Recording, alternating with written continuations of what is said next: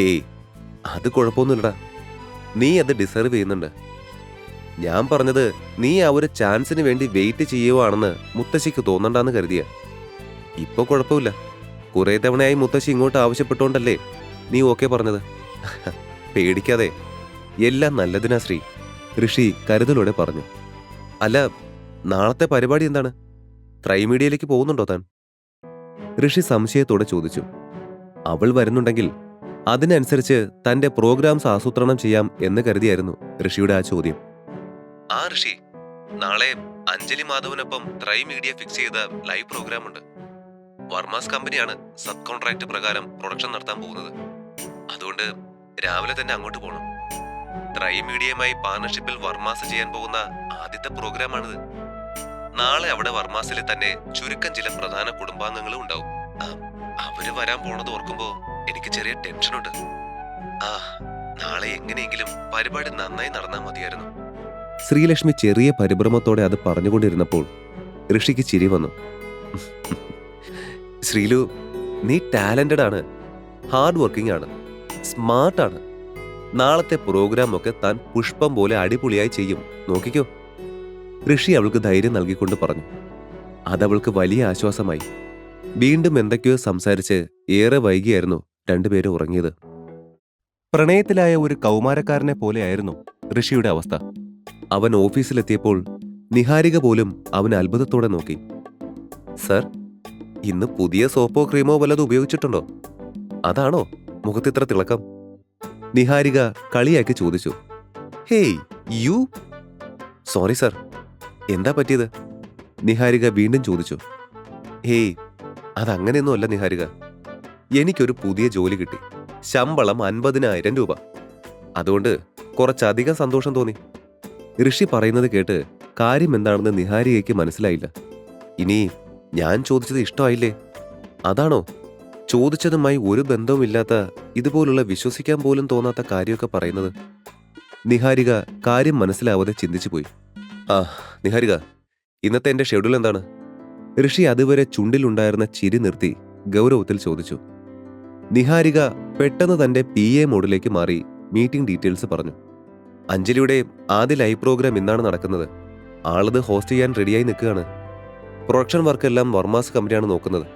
അവിടെ നിന്നും ശ്രീലക്ഷ്മി മാഡം രാവിലെ തന്നെ വന്ന് എല്ലാം അറേഞ്ച് ചെയ്തിട്ടുണ്ട്. സാർ അങ്ങോട്ട് പോകുന്നുണ്ടോ? ഐ മീൻ പ്രോഗ്രാം സെറ്റിലേക്ക്? നിഹാരിക സംശയത്തോടെ ചോദിച്ചു. നോ നിഹാരിക, ഞാൻ അവിടേക്ക് പോയാൽ അഞ്ജലിക്ക് ബുദ്ധിമുട്ടാവും. സോ വേണ്ട. താനതൊന്ന് മോണിറ്റർ ചെയ്യണം എന്തായാലും. ബട്ട് ഫോർ ദാറ്റ് ഈ ലാപ്ടോപ്പിൽ ആ ലൈവ് ഒന്ന് ചെയ്യണം. ഞാൻ എവിടെ നിന്ന് ചെക്ക് ചെയ്തോളാം. ഋഷി ഗൗരവത്തോടെ തന്നെ പറഞ്ഞു. അവിടെ പോയാൽ തന്നെ ശ്രീലക്ഷ്മി മനസ്സിലാക്കും എന്ന പേടി കൊണ്ടായിരുന്നു ഋഷി തന്റെ ഓഫീസിൽ തന്നെ ഇരിക്കാൻ തീരുമാനിച്ചത്.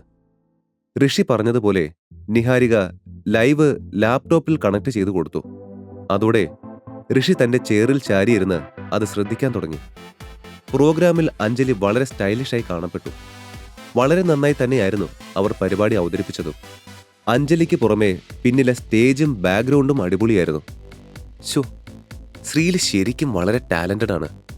കുറഞ്ഞ സമയം കൊണ്ട് ഇത് ഇത്രയും മനോഹരമായി അറേഞ്ച് ചെയ്തല്ലോ. ഋഷി ചിരിയോടെ ലാപ്ടോപ്പിൽ നോക്കി പറഞ്ഞു.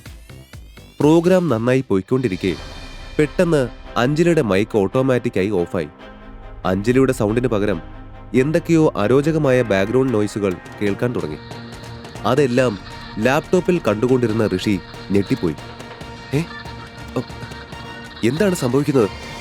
എല്ലാം കൂടി ഓർത്തതും ദേഷ്യം സഹിക്കവയ്യാതെ അവൻ മുഷ്ടി ചുരുട്ടി മേശയിലിടിച്ചു. ശേഷം വേഗം അവന്റെ PA നിഹാരികയെ വിളിച്ചു. ലൈവ് പ്രോഗ്രാം നടക്കുന്ന സെറ്റിൽ പോയി പ്രശ്നം എന്താണെന്ന് കണ്ടെത്തി എത്രയും വേഗം എന്നെ വിളിക്ക്.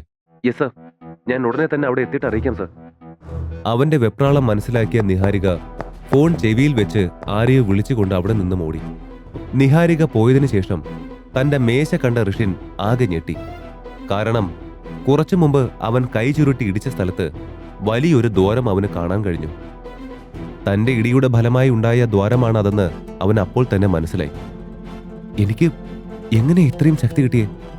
അവൻ വിശ്വാസം വരാത്തതുപോലെ സ്വയം ചോദിച്ചു. ഋഷിൻ അതേപ്പറ്റി ആലോചിച്ചു കൊണ്ടിരിക്കുമ്പോഴേക്കും നിഹാരിക പോയ വേഗത്തിൽ തന്നെ തിരിച്ചെത്തിയിരുന്നു.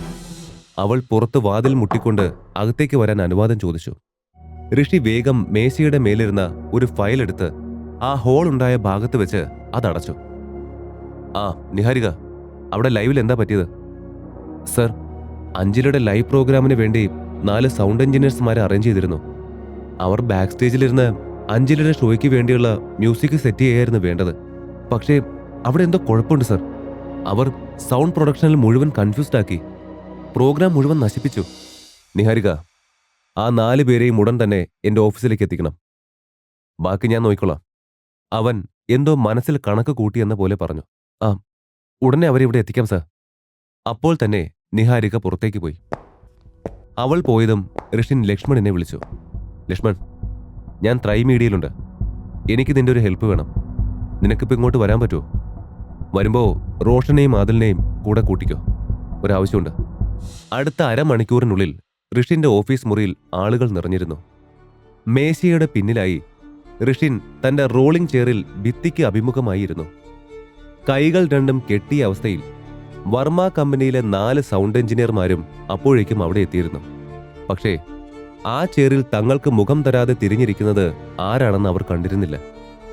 അതേസമയം കുറച്ചു മുൻപേ അവിടെ എത്തിയ ലക്ഷ്മൺ കാര്യങ്ങളെല്ലാം ഋഷിയിൽ നിന്നും ചോദിച്ചറിഞ്ഞ ശേഷം അവരുടെ എതിർവശത്തെ സോഫയിൽ അവന്മാരെ തന്നെ രൂക്ഷമായി നോക്കി കാലിന്മേൽ കാല് വെച്ച് ഇരിക്കുന്നുണ്ടായിരുന്നു. ഋഷി ഒറ്റയ്ക്ക് വിചാരിച്ചിരുന്നെങ്കിലും ആ 4 പേരുടെയും വായിൽ നിന്ന് സത്യം പുറത്തെടുക്കാമായിരുന്നു. പക്ഷേ വർമാസ് കുടുംബവുമായി ബന്ധപ്പെട്ട ആരോടും തന്റെ ഐഡന്റിറ്റി എന്താണെന്ന് വെളിപ്പെടുത്താൻ അവൻ അപ്പോൾ തയ്യാറായിരുന്നില്ല.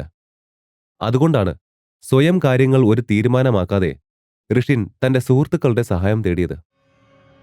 ലക്ഷ്മൺ കുറച്ചുനേരം അവരെ നോക്കി നിന്നു. അപ്പോൾ തന്നെ അവർ ഭയക്കുന്നത് അവന് മനസ്സിലാകുന്നുണ്ടായിരുന്നു. അത് മനസ്സിലാക്കി അവൻ അവരോടായി പതുക്കെ സംസാരിച്ചു തുടങ്ങി. അഞ്ജലിയുടെ ലൈവ് പ്രോഗ്രാമിൽ നിങ്ങൾ സ്റ്റേജിന് പിന്നിൽ സൗണ്ട് എഞ്ചിനീയർമാരായി ജോലി ചെയ്യുകയായിരുന്നു അല്ലേ? അവർ 4 പേരും അറിയാതെ അതെ എന്ന് തലയാട്ടി. ആ പ്രോഗ്രാം എത്ര ഇമ്പോർട്ടന്റ് ആണെന്ന് നിങ്ങൾക്കും അറിയാലോ അല്ലേ? വീണ്ടും ലക്ഷ്മണന്റെ ചോദ്യത്തിന് ഉമിനീർ ഇറക്കിക്കൊണ്ട് അവർ തലതാഴ്ത്തി. പിന്നെ എന്തിനാടാ ആ പ്രോഗ്രാമിന്റെ ഇടയിൽ നീയൊക്കെ ഇങ്ങനൊരു വൃത്തികേട് കാണിച്ചത്? ലക്ഷ്മണന്റെ മുഖഭാവം അവരെ പരിഭ്രാന്തിയിലാക്കിയെങ്കിലും അവർ അതിന് മറുപടിയൊന്നും പറയാതെ തലതാഴ്ത്തി നിൽക്കുന്നത് തുടർന്നു. ദേ, സത്യം പറഞ്ഞാൽ നിനക്കൊക്കെ കൊള്ളാം. ഇല്ലെന്നുണ്ടെങ്കിൽ ഞാൻ ആരാ എന്താ എന്നൊക്കെ നീയെല്ലാം നന്നായി അറിയും. ഞാൻ മാത്രമല്ല, ദേ അവിടെ ഇരിക്കുന്ന അവരെ കണ്ടോ? അവർ രണ്ടും നിന്നെയൊക്കെ പോലുള്ളവന്മാരുടെ എല്ലൊടിച്ച് വാതുറപ്പിക്കുന്നതിൽ PhD എടുത്തിട്ടിരിക്കുന്നവരാ. മിണ്ടാതിരിക്കുന്നിടത്തോളം നീയൊന്നും ജീവനോടെ ഈ മുറി വിട്ടു പോവില്ല. അക്കാര്യത്തില് നിനക്കൊക്കെ ഞാൻ ഉറപ്പു തരാം. ലക്ഷ്മൺ വളരെ ശാന്തമായ സ്വരത്തിലാണ് അതെല്ലാം പറയുന്നത്.